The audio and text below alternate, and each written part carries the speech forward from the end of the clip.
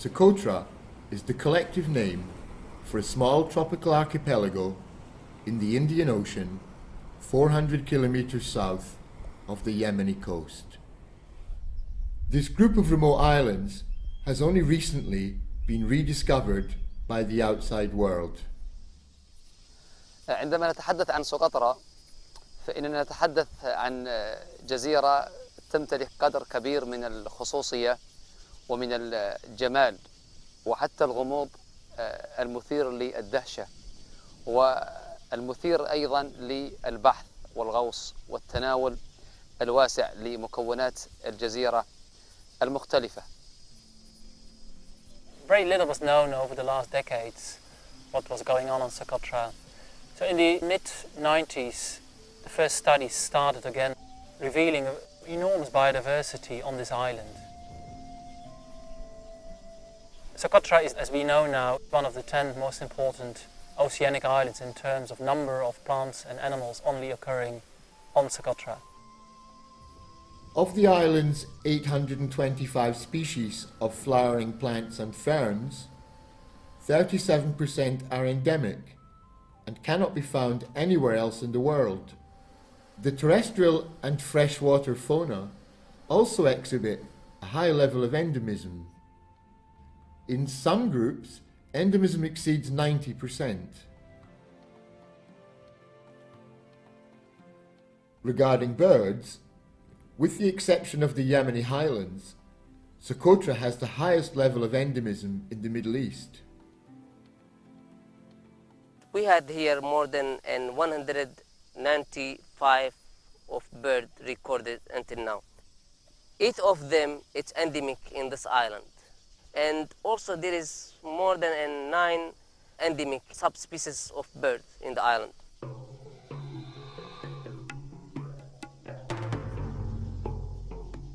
We often make a comparison of Socotra with other oceanic islands where there's a lot of endemism, high numbers of plants and animals that only occur in that specific location. But there's one single thing that singles Socotra out from all these other oceanic islands, and that's that mankind is here for already a very, very long time. We don't know exactly how long, but at least 2, 3, maybe even 4,000 years.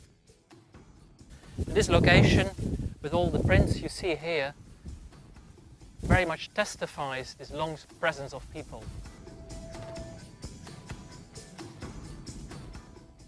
There are other sites on the island as well that testify the long presence of people. There's a cave in the northeastern part of the island that is where people from what is presently Pakistan and India came 1700 years ago.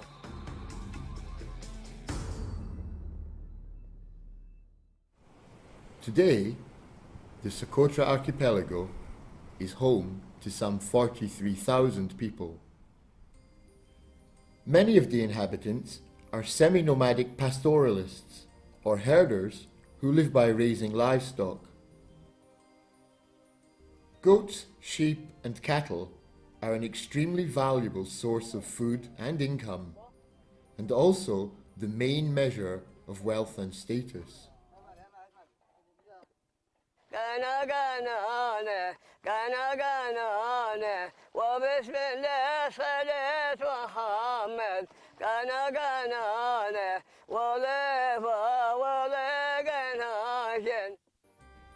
Date palms are also a measure of wealth, and for many, their cultivation is an integral part of life. For generations, those who lived on the coast relied on the sea for their subsistence. Ottoman Taleb, a local fisherman, tells us about their former way of life. جبنا قوارب هواري صاحب المقدف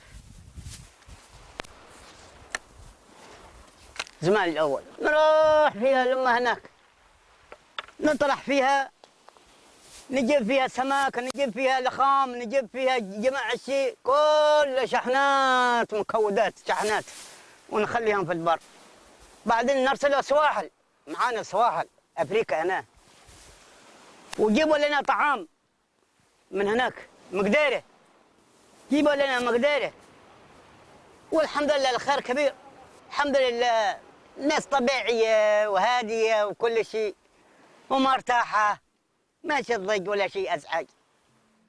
The local people belong to more than 100 different tribes and speak a distinct, rich and sophisticated language, Socotri, though Arabic is commonly used in the main towns and villages along the coast. The Socotri language is characterized by a rich poetic culture. Poems are sung to communicate and reinforce ideas related to everyday life. حارهم عايشين المنحاشر المنطود على عاشر زمان علي بجابهن وعد جناس لعيتهن برا الحجرة حراتا عاد حط كيلتهن قيدهم عايشين من الجوفن قير بالحظ من الديوزن وتان البحش طيبين والمزرعة قينمجن ديفان أصبح وجيري في ديفان تترين مجان. Socotra is one of the few places in the world where conservation started at a very early stage. In 1997, the Yemeni government declared the islands a special natural area requiring protection, and the Socotra Conservation and Development Programme was founded. The island's conservation zoning plan was endorsed by presidential decree in the year 2000. The zoning plan divided the islands into 4 management zones: nature sanctuaries, national park areas, resource use reserves, and a general use zone where more intensive human activity is allowed. One of the major achievements of the last decade has been involving the local people. The program now employs a staff of 50 to 60 Socotrans and Yemenis who are able to manage the program and deal with a wide range of complex issues on a daily basis with only limited help from the outside world. Despite all conservation efforts, the Socotra archipelago faces many challenges in achieving ecological, cultural and economic sustainability. One of the biggest challenges it faces is unplanned or inappropriate development. When in 1990 Yemen was unified, Socotra became all of a sudden part of the outside world. In 2000 also the airport was opened, road construction started on the island, quite a number of people come in from the mainland. The number of tourists has increased. Compared to the 90s, there is much more pressure now on the environment. Improved accessibility has attracted outside investors, some with little understanding or respect for the island's natural and cultural heritage. Many business people jump to this island and to work here without any plan, without any future idea about the environment. Though improved accessibility has increased the number of visitors and made regular deliveries from the mainland possible, these advantages also increase the risk of importing alien species and diseases. This could bring devastation to the island's flora and fauna, as well as the livestock on which many Socotran families still depend. Yemen government is doing its best to conserve the island, but it needs help. There are many examples of the commitment of Yemen for conservation of Socotra. One of them is the issue of road. The road to Kalansia was planned to go through the Datwah protected area because it's the easiest and shortest way. When we raised the issue to the road authority, they were resistant to change the road, and they continue to build it toward the protected area. So we raised the issue to the president, and the president sent a committee, and then he came by himself to the island and decided that we were right, and he diverted the road at a very great cost to the government of Yemen. So this shows that the government of Yemen politically is committed for the conservation of Socotra. But this also needs to be communicated to the middle management, and also we need coordination, because even people with goodwill, they can do bad damage by not coordinating and communicating what they are doing. One of the biggest challenges is to use Socotra's resources in a sustainable way. We had a problem with collection of coral stone from the beaches of Socotra. Most of the goods that comes to Socotra comes from Arab Emirates. So many small ships or dhows come to Socotra to bring goods. And instead of going back to Arab Emirates empty, they were taking coral stone as cargo and ballast also to balance the boats and sell it there for Sharjah to build its old town. This, we discovered, was creating a threat to coastal lines in Socotra and maybe also for live coral, because people start to dig live coral so they can sell it. We contacted the authorities in Sharjah and we asked them to stop buying the coral stone. But also we had a directive from the government of Yemen banning the exportation of coral stone. This creates problems, of course, because the people who were benefiting from the coral stone are angry and they are very poor. So we had set up a program to compensate them. We have many people who come because of the resource of limestone in the island.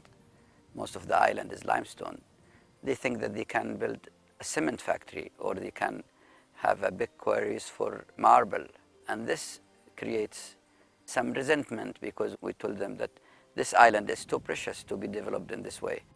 Socotra Island is more important for its biodiversity than anything else.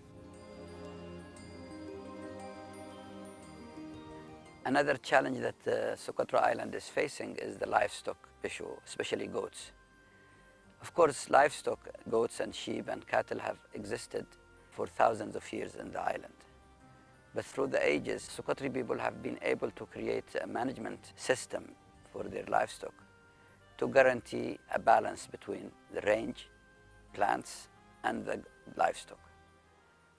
The challenge now is because of the changes in the economy and the society of Socotra, that this ancient system is breaking down. And this might create a big problem for livestock management and effect of livestock in the plants and trees of Socotra. We see that essentially there's no regeneration. There are no young trees on most of the island. It's only in the upper mountains that you see this regeneration, plus on some very steep hills, on cliffs, where you see it. Now, it's not very clear why this regeneration doesn't take place, but it is rather sure that grazing of livestock plus the effect of climate change plays a major role. What we are doing and what we're trying to figure out is what are the measurements we can take? How can we change it? How can we make sure there are new trees for the future? So we're trying, experimenting with closing off areas against goats. Now that has shown over the last few years to be not very successful. The other measures that are taken is propagating some of these trees and replanting them